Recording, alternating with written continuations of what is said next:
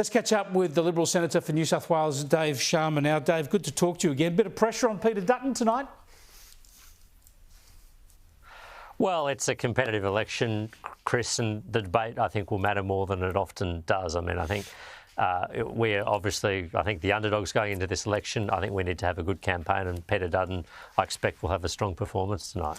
Yeah, I think it's been a more sluggish campaign from the coalition than we expected. Haven't been really landing blows, and you've had that embarrassing backflip on policy, a policy that you obviously hadn't argued effectively enough, so then you've sort of withdrawn it. So to me, the debate comes at a crucial time for Peter Dutton because he does need to land some blows. He does need to create some momentum, and going face to face with Anthony Albanese is the perfect opportunity, surely. Well, I think, global circumstances as well, Chris, are going to have a big impact. I mean, we've been reminded, I think, of the fragility of the world trading system and the global economy and people's, retirement funds and superannuation balances because of the events of the last few days, the growing US-China trade war and global trade uncertainty.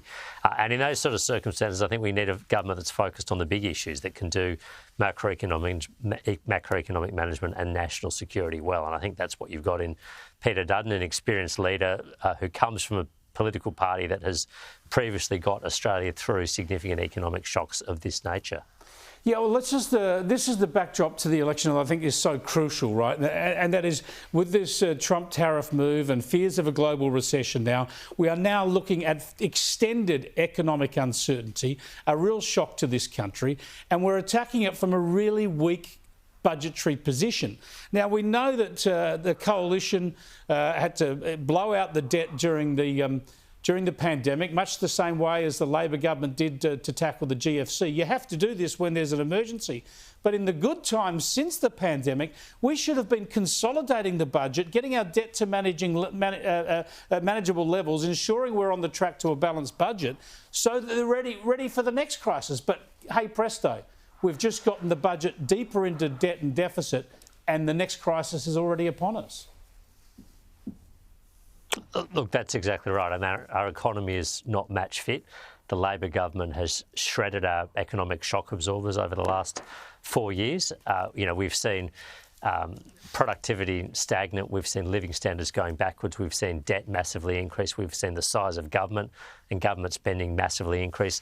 That is not the sort of position you want to be in going into a big global economic shock, because it means you've got very little fiscal headroom to move, and it means the Reserve Bank, which hasn't yet got on top of inflation, will be the only tool that we can use to cushion us through this crisis. That's bad economic management by Labor. Yeah, but yet we have this unrealistic political debate where people just create a scare campaign when you say you're going to trim public sector numbers, which obviously any sensible government needs to do. And you've had to clarify, of course, that doesn't mean sacking public servants. It means essentially not replacing them. You can really trim government spending dramatically over a few short years if you just allow natural attrition to bring down those numbers. Well, that's what we did largely through the Howard era. I mean, the Howard era was well known for having an efficiency dividend on public service departments, which often meant that people who retired were not replaced, or they were not replaced at the same rate. And by that measure, you get the public service back to a manageable size as a share of the economy. Undoubtedly, I mean, we've seen government spending grow from about 24.9% of GDP to about 27.4% of GDP under this government. And that has been the largest and fastest increase in government spending since the Whitlam era. We need to get that under control. We absolutely need to get that under control. Sure do. Now, tonight's People's Forum's not the only debate of the campaign. We're looking forward to some of the debates in crucial seats. One of them was going to be in Wentworth. Here's Allegra Spender. Every single forum, I think that I've been invited to debate, I will say yes as the election nears.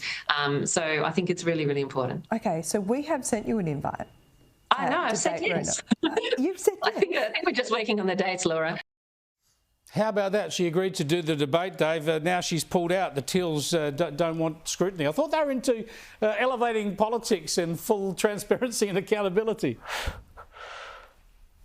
Exactly. I thought they wanted politics done differently, transparency, accountability to the community. I find that astonishing, to be honest, Chris, that she is refusing to debate her counterpart, her rival candidate in this election. I mean, it seems that, you know, she's all for debates where she stacks them out with Greens and, you know, centre-left people, but she doesn't seem to want to do a debate moderated by a professional with an audience that is not handpicked and curated to, you know, give her applause for every line. I think she's running from scrutiny, and it's not what she promised. It sure isn't. Thanks for joining us, Dave. I appreciate it. Dave Sharma, the Liberal Senator for New South Wales, formerly the Liberal member for Wentworth, of course, the seat that Allegra Spender holds. Those Teals, those Gucci Greens, they're in a bit of trouble, aren't they? They keep running from accountability. They're not actually practising what they preach.